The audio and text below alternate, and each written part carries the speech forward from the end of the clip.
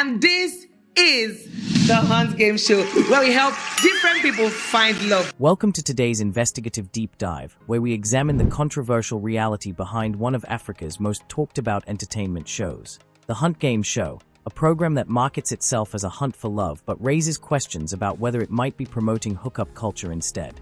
Since its launch in 2022, the Hunt Game Show has become a significant player in Nigerian entertainment. Hosted by the charismatic Nons Miraj, this show presents itself as Africa's #1 love and games reality show. But after extensive research and analysis of publicly available data, we're asking important questions. Is this show truly about finding meaningful connections, or does it serve a different purpose? To understand the Hunt Game Show, we need to understand its creator. Nons Miraj, whose real name is Chinonso Yuka, has established herself as a prominent figure in Nigerian entertainment. Known to many as Adajesus, she built her following through comedy skits that resonated with millions across Instagram and YouTube. In 2022, Nons Miraj expanded her entertainment portfolio by launching the Hunt Game Show. The concept appeared straightforward: bring together single men and women in a game show format to find love. However, our analysis of the show's content and outcomes suggests that there may be more than meets the eye. Let's examine how this show has evolved over time. What began as seemingly innocent dating games gradually incorporated more provocative elements. The segment that gained the most attention: pop the balloon to eject the least attractive contestant. This format raises interesting questions. A show that presents itself as fostering meaningful connections features a segment that publicly evaluates contestants based primarily on physical appearance. Our research suggests this approach may be designed not just to entertain, but to drive engagement and potentially increase downloads of their associated dating app. Recently, Nons Miraj made headlines by investing approximately 200 million naira into rebranding the show as Hunt Game Show 2.0. You set this stage with how much? Sorry. 200 and something million. The marketing promised bigger and better entertainment with a new set, new rules, and new drama. So let's examine the evidence that raises questions about whether this is truly a hunt for love or something else entirely. First, consider their own marketing language. Their official website states, "A swipe is all you need to find that life-changing partner." This terminology closely mirrors that of dating apps focused on quick connections rather than long-term relationships. But perhaps most telling is our analysis of what happened to contestants after the cameras stopped rolling. We tracked multiple episodes from 2023, and the patterns we observed raised significant questions about the show's authenticity as a matchmaking platform. Particularly revealing is an episode featuring Nigerian skit celebrity OGB, also known as cultist OGB.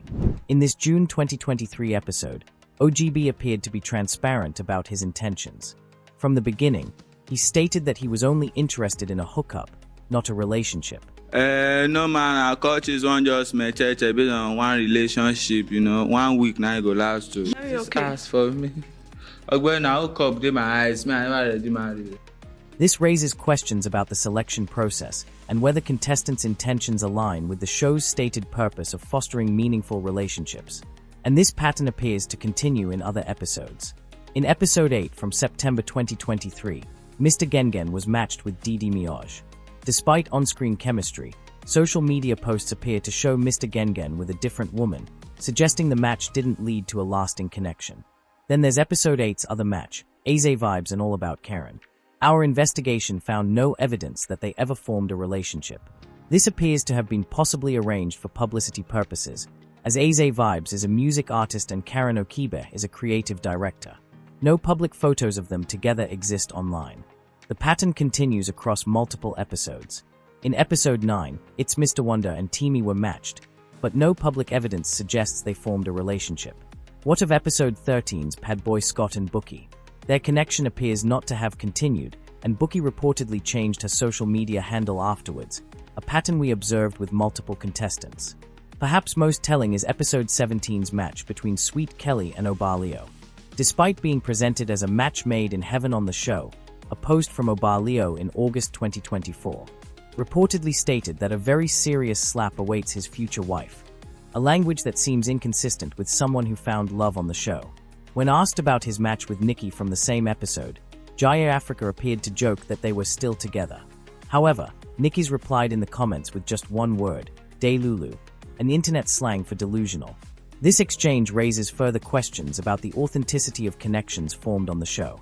So what conclusions can we draw from this investigation?